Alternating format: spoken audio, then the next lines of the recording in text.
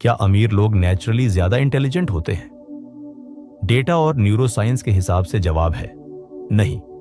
असल difference intelligence का नहीं, डिसीजन मेकिंग सिस्टम का होता है। आज हम जानने वाले हैं रिच लोगों के ब्रेन का वो सीक्रेट जगह जो उन्हें बाकी लोगों से अलग बनाता है। दोस्तों, डिसीजन मेकिंग सिस्टम हमारे ब्रेन के एक पार्ट से कंट्रोल होता है जिसे प्रीफ्रंटल कॉर्टेक्स कहते हैं। यह पार्ट प्लानिंग करता है, लॉन्ग टर्म सोचता है। जब हम स्ट्रेस को सिर्फ डेंजर की तरह ट्रीट करते हैं तो ये पार्ट धीरे धीरे शट डाउन होने लगता है, और जब हम स्ट्रेस को ट्रेनिंग की तरह यूज करना सीख लेते हैं तो ये पार्ट और स्ट्रांग हो जाता है। इसी वजह से कुछ लोग प्रेशर में पैनिक करते हैं और कुछ लोग प्रेशर में और बेटर डिसीजंस लेने लगते हैं। इस बात को एक सिंपल स्टूडेंट एग्जाम्पल से समझो। 2 स्टूडेंट्स हैं। पहला स्टूडेंट एग्जाम से 3 से 4 महीने पहले ही प्रिपरेशन शुरू कर देता है। उसको थोड़ा स्ट्रेस होता है, लेकिन वो उस स्ट्रेस को प्लान और रूटीन में कन्वर्ट कर देता है। दूसरा स्टूडेंट स्ट्रेस अवॉइड करता है, बोलता है अभी टाइम है। एग्जाम के दिन पहला स्टूडेंट थिंकिंग मोड में होता है और दूसरा सर्वाइवल मोड में। फर्क इंटेलिजेंस का नहीं होता, फर्क होता है स्ट्रेस हैंडलिंग ट्रेनिंग का। यह पैटर्न सिर्फ एग्जाम्स तक लिमिटेड नहीं है। लाइफ में भी हम देखते हैं कि जो प्रॉब्लम्स के बारे में हम पहले से सोचकर प्रिपेयर कर लेते हैं, जब वो एक्चुअली आती है तो उतनी हैवी नहीं लगती, क्योंकि ब्रेन ने ऑलरेडी उस सिचुएशन का मेंटल रिहर्सल कर लिया होता है। यहीं से रिच माइंडसेट और पुअर माइंडसेट का रियल डिफरेंस शुरू होता है। रिच माइंडसेट का फर्स्ट रिएक्शन होता है, इस प्रॉब्लम का सिस्टमैटिक सॉल्यूशन क्या है। पुअर माइंडसेट का फर्स्ट रिएक्शन होता है, ये मेरे साथ ही क्यों होता है। एक अप्रोच ब्रेन को प्रॉब्लम सॉल्विंग मोड में रखता है, दूसरा अप्रोच ब्रेन को विक्टिम मोड में डाल देता है।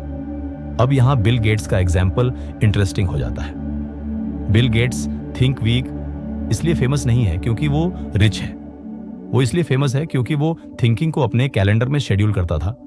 वो इंटेंशनली डिस्ट्रैक्शन से दूर जाकर सिर्फ सोचता, पढ़ता और फ्यूचर प्लान करता था। इस हैबिट का मॉडर्न प्रैक्टिकल वर्जन है डेली अनइंटरप्टेड थिंकिंग टाइम। अगर आप बिजी हो तो थिंक वीक की जरूरत नहीं, आप थिंक आवर बना सकते हो, जिसमें आप रोज 60 मिनट बिना फोन और बिना किसी वर्क के सिर्फ प्लानिंग, रिव्यूइंग और प्रॉब्लम सॉल्विंग कर सकते हो। धीरे धीरे ये हैबिट आपके ब्रेन का डिसीजन मेकिंग पैटर्न चेंज कर देती है।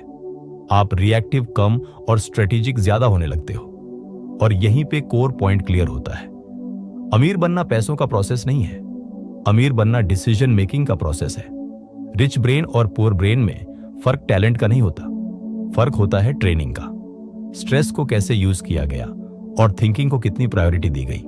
आपका फ्यूचर आपकी इनकम डिसाइड नहीं करती, आपके डेली डिसीजंस डिसाइड करते हैं, और उन डिसीजंस की क्वालिटी डिसाइड होती है इस बात से कि आप अपने ब्रेन को सिर्फ रिएक्ट करना सिखा रहे हो या सोचना भी। कुछ लोग सोचते हैं कि मोटिवेशन देख लेंगे, कुछ दिन एक्साइटेड रहेंगे और सब चेंज हो जाएगा। रियलिटी ये है कि ब्रेन मोटिवेशन से नहीं, रूटीन से रिवायर होता है। इसलिए सबसे पहला रूल है थिंकिंग को हैबिट बनाना। लाइफ का जो सबसे बड़ा करंट प्रॉब्लम है उसके कम से कम 10 पॉसिबल सॉल्यूशंस लिखो, चाहे वो इम्परफेक्ट ही क्यों ना हो। इस एक्सरसाइज का इफेक्ट धीरे धीरे दिखता है। शुरू में ब्रेन बोर होगा, डिस्ट्रैक्ट होगा, लेकिन 30 से 60 दिन के बाद एक क्लियर चेंज आता है। आप नोटिस करोगे कि आपका ब्रेन स्ट्रेस में फ्रीज करने के बजाय सोचना शुरू कर देता है। ज्यादा बिजी रहना प्रोग्रेस नहीं होता, कैलेंडर फुल होना ग्रोथ नहीं होता।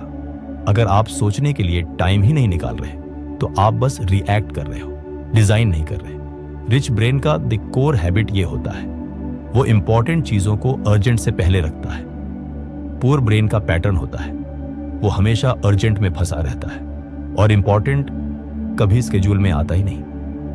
आप जिनके साथ ज्यादा टाइम बिताते हो, आपका ब्रेन उनके थिंकिंग पैटर्न्स कॉपी करता है। अगर आप हमेशा उन लोगों के साथ रहते हो जो सिर्फ कंप्लेन, ब्लेम और नेगेटिविटी करते रहते हैं, तो आप चाहे कितनी बुक्स पढ़ लो, आपका ब्रेन धीरे धीरे वही पैटर्न अडॉप्ट कर लेगा। इसका मतलब ये नहीं कि आप किसी की प्रॉब्लम ना सुनो, इसका मतलब सिर्फ इतना है कि विक्टिम माइंडसेट को अपना एनवायरनमेंट मत बनाओ। इसी के साथ वीडियो को समाप्त करते हैं। कमेंट करके जरूर बताइएगा कि आपको वीडियो कैसा लगा।